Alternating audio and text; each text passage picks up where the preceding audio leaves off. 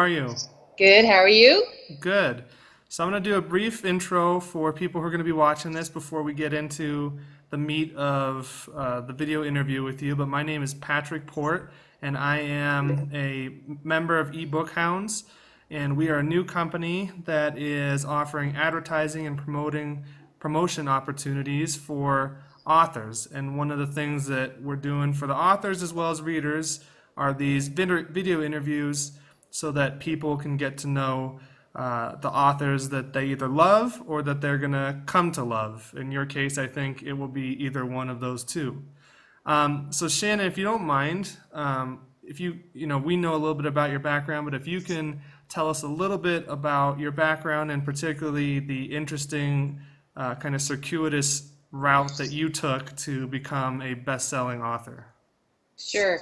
Prior to writing full time, I was a farrier for almost 15 years. So I was putting shoes on horses, and it was a great career, but it wasn't something that I could do and have a family at the same time. So the writing was very important to me that I make it work, and that I would have a love of writing, and so that's where I started. I was shoeing horse for 15 years, and then just this last year, I've been writing full time, which has been a fantastic adventure.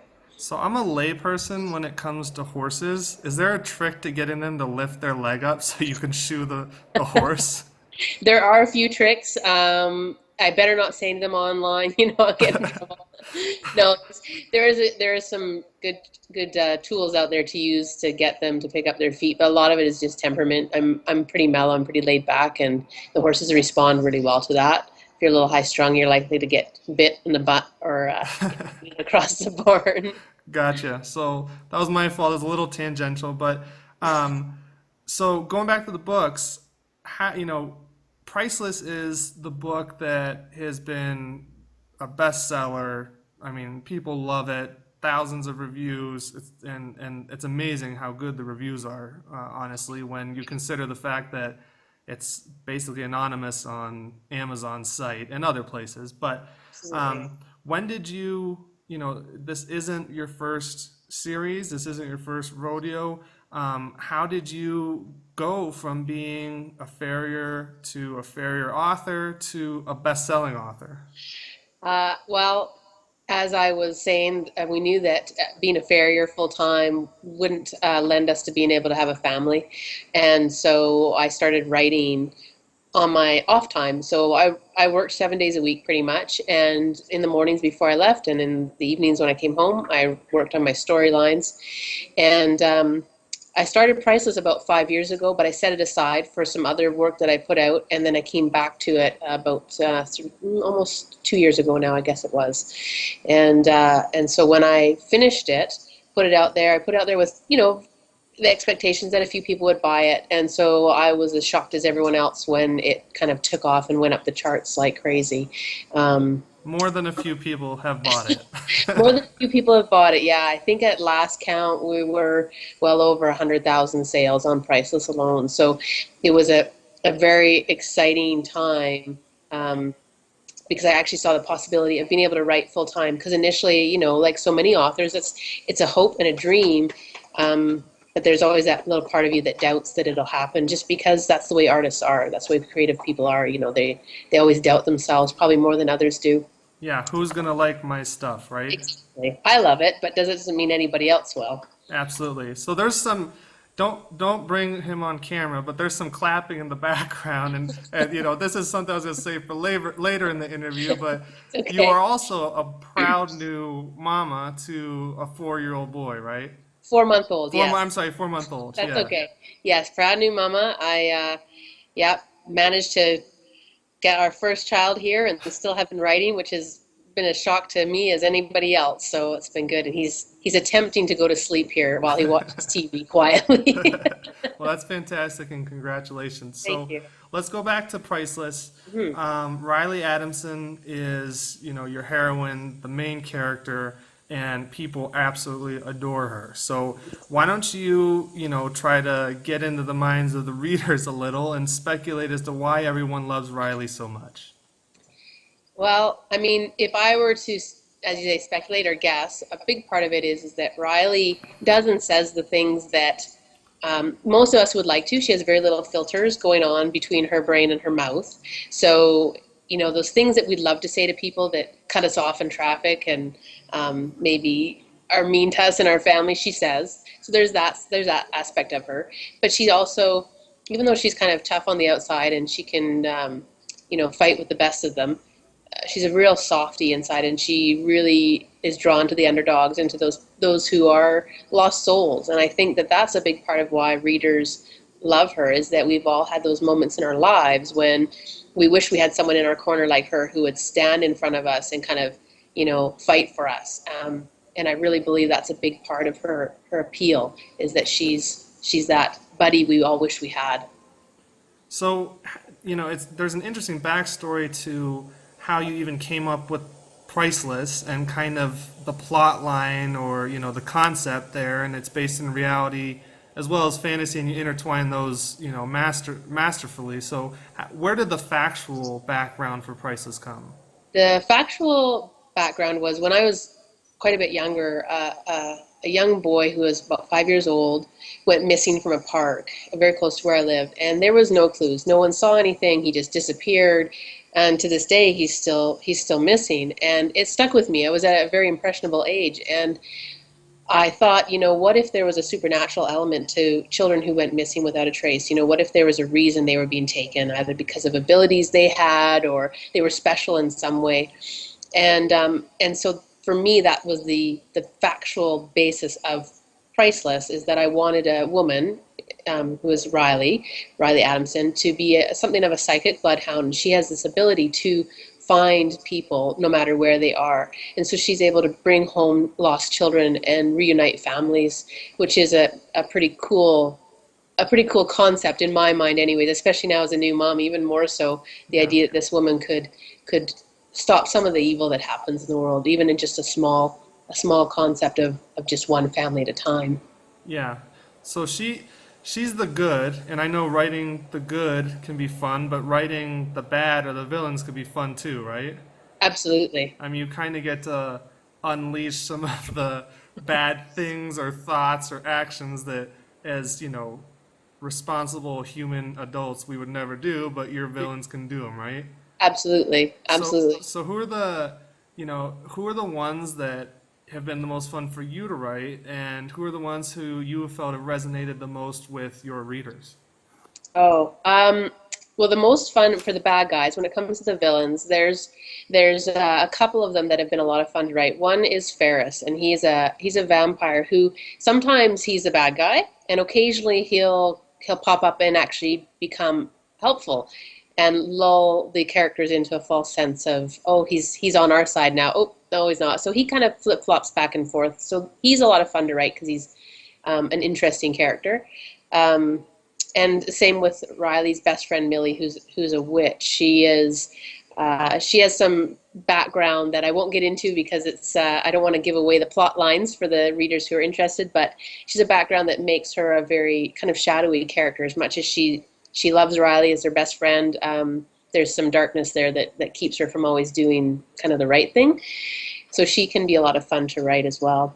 But the readers all, almost without fail, love Alex, who is Riley's sidekick. He is a werewolf who's caught between wolf and human form and has kind of the mentality of a 2 to 3 year old child. And so with that, he says and does things that are goofy. He's very much the comic relief, but he's also a big part of Riley's heart. You see a lot of softness in her towards him, as she kind of looks out for him, even though he's her sidekick. He's kind of like the Labrador, wolf. He's a lot of fun to write. Yeah. That's great. So with respect to writing, I think something that lay people or non-authors are always interested to hear about, and particularly with a best-selling author, is how and when do you do it? Are you locked away in some, for you, I'll say maybe in some barn because you used to be a I farrier. wish. I wish. Yeah. How do you, what's the process for you? Before baby, the process was very simple. I got up every morning, especially this last year when I've been writing full time. I would get up every morning and I would just write, and I would work probably between 5 and 10 hours a day, depending on what my muse was kind of demanding of me, and depending too on what my own self-imposed deadlines were demanding of me. When I was, working full time, and that's probably where most authors are. I just wrote whenever I could. A lot of times I would get up 2 to 3 hours before I had to go start my job and shoe horses, and I would write for that time period, go to work, come home, take care of the farm, chores, and then before bed I would, write for another hour. So I had a really high drive to get the writing done, and I still do now. And so now I'm lucky enough to have help with the peewee, both my husband and other family members like my mom, and they take him and give me 2 to 3 hours at a stretch. And that's a big part of it for me, is I can't seem to do 10 minutes or 15 minutes at a time. I need at least an hour to 2 hours, because once I'm in that world and I'm writing, it's very jarring to be yanked out of it because the baby's crying and needs you. It's a little bit harder now, for sure.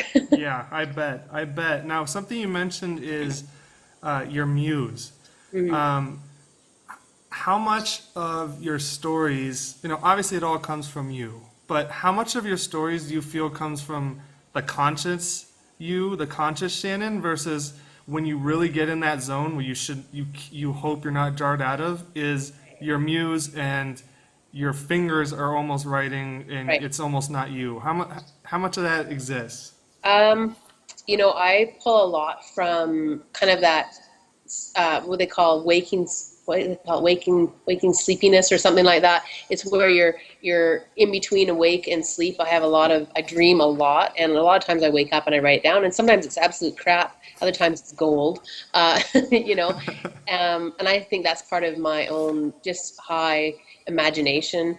My brain just never shuts off. It just never shuts off. And so when I'm writing, part of it is part of it is learned, meaning, I know the plot points I need to have. I know where I need to have my climax. I know where I need to have my, twists.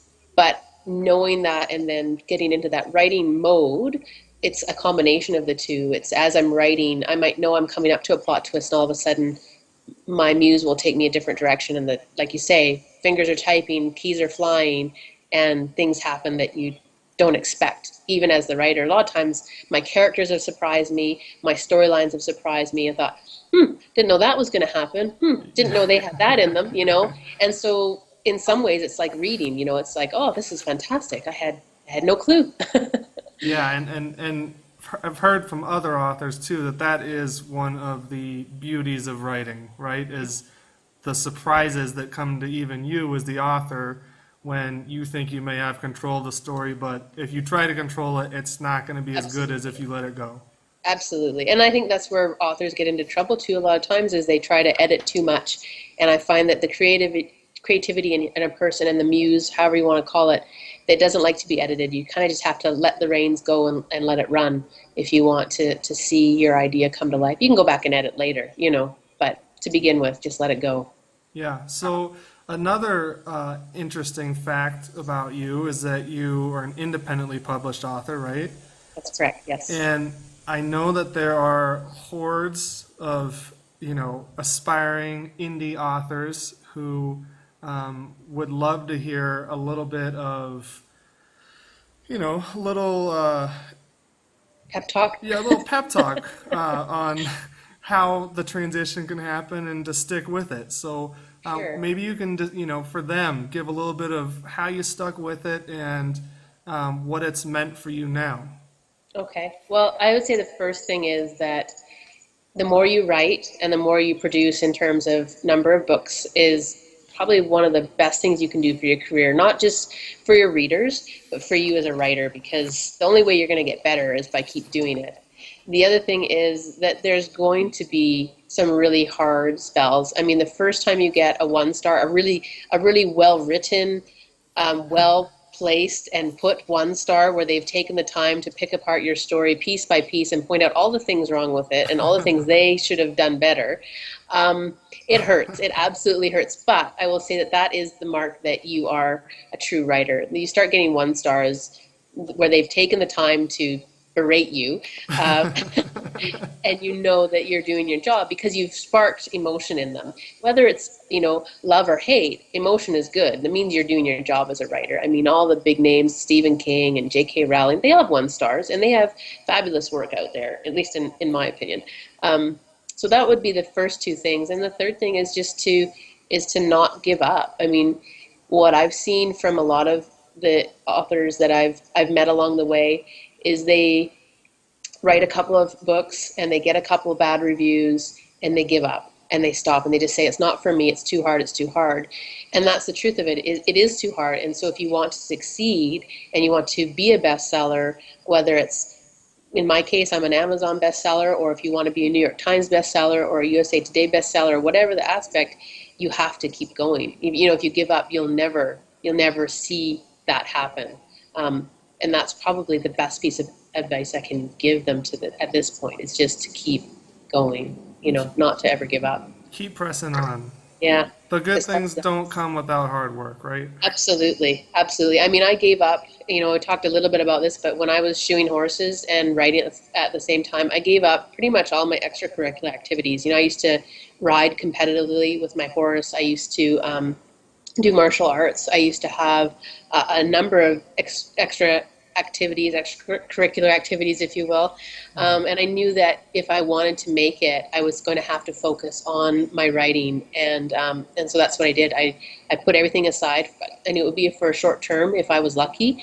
But I knew that if I wanted to see it succeed, I was going to have to give it as much effort as I did my day job, and not just a hobby, not just something I played with once in a while.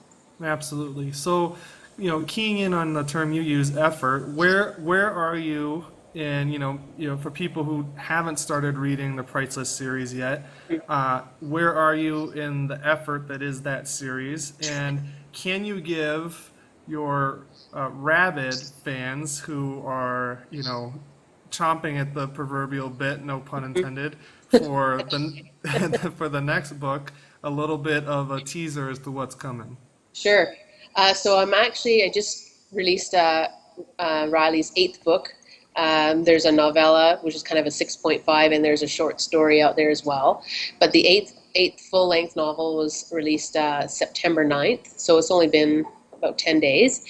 And there are 2 more books in the series, so I will be looking to wrap the series up in 2015, which is a little bit of a sad thought for me because I've really enjoyed writing Riley's story and getting to know her as a character and all the others. And as for what's coming, the next book, number 9, is called Darkness Rising, and it's going to be, how do I put that? It's so hard to do this without giving away spoilers. Sure, and don't give away any No. spoiler. The title itself sounds ominous. Yeah, it's going to be a book that's going to give the readers some hope, because in this last book there was a major death. Let's just put it that way. There was a major death. It was very emotional for my readers, my poor readers. They were messaging me in horror that I actually did what I said I was going to do. There was a lot of tears on Kindles. There was Kindles thrown across rooms. So it was hard on them. So I think they're really looking forward to this next book. The fun part about it is that I've changed point of views a bit. So you'll get to see Riley's point of view, as always, but also a young witch's point of view, Pamela, who is one of her wards, one of Riley's wards. And you're going to get to see her go through some real tumultuous times and how her and Riley go through that. The great part about Darkness Rising that I think is very exciting is that you're going to meet a new character called Larkspur, and Larkspur is actually going to have her own series. I'm working on her first book right now, and kind of a spin-off, and it's very exciting. She's a really interesting character. Awesome. So we're going to be looking for Larkspur. So Yes. just a couple more questions Sure. to wrap up. Your fans, like I've mentioned on many occasions, are rabid. They love you. They love Priceless. And, I assume that as an indie author who's, rocketed up the bestseller list, that there's something that you would love to say to them. So why don't you take a second to talk to your readers directly? Well, I say it often actually because I know that without my readers, my books would not have climbed to where they are. But more importantly, it wouldn't have given me the freedom to start my family and to have this precious little boy in my life. So I really do owe my readers a great debt of gratitude for standing by me and believing in me and believing in Riley and being loyal to Riley and the storyline. Um, I think that this is a great career for so many reasons, but if for nothing else, I've met an amazing number of people that just have these huge hearts, and they just wonderful, wonderful people online that have just taken part in this journey with me. So, it's for me, it's just been a great fun ride with all of them, and I appreciate them, every single one of them. They leave me notes on my email and on Facebook, and I really do truly appreciate that, because there are days, as any author will know, that they get a little blue, a little down, thinking, oh, what I'm writing is crap. And then you get a little note from a reader who just says, I just read your first book and it inspired me to write something of my own, or it gave me a smile, or whatever. It's just a great thing to have them stand by me, so thank you, everyone. Thank you. Yeah, those 5-star reviews, you mentioned the 1-star, but the 5-star reviews where they have taken the time to really Absolutely. go through the story and list everything they love. I'm sure that is, 10 times more uplifting than the 1-star impacts you. Yes, absolutely, and it's something to see when they don't leave just one review, but they leave a review for every single book, because every single book they love, like they did the last one, and that's kind of cool. That's kind of cool to go and see how many of my books a single person will have actually reviewed. It's a pretty cool feeling. That's great. Okay, so we at eBookHounds are sold on Priceless and Shannon Mayer. Assuming that people who've watched this are now persuaded to go and buy your books, where can they do that? Priceless and the Riley Adamson series will be available on Amazon, Barnes& and Noble, Kobo, and Smashwords, as well as iBooks at the iBook store. So yeah, they can pretty much get them for any e-reader device that you've got out there. They're available now. Well, thanks so much, Shannon. Shannon Mayer, author of the best-selling series Priceless. We're very happy to have you, and this is Patrick Port from eBookHounds signing out. Thank you very much. Thank you. Have a great night. You too. Bye. Bye.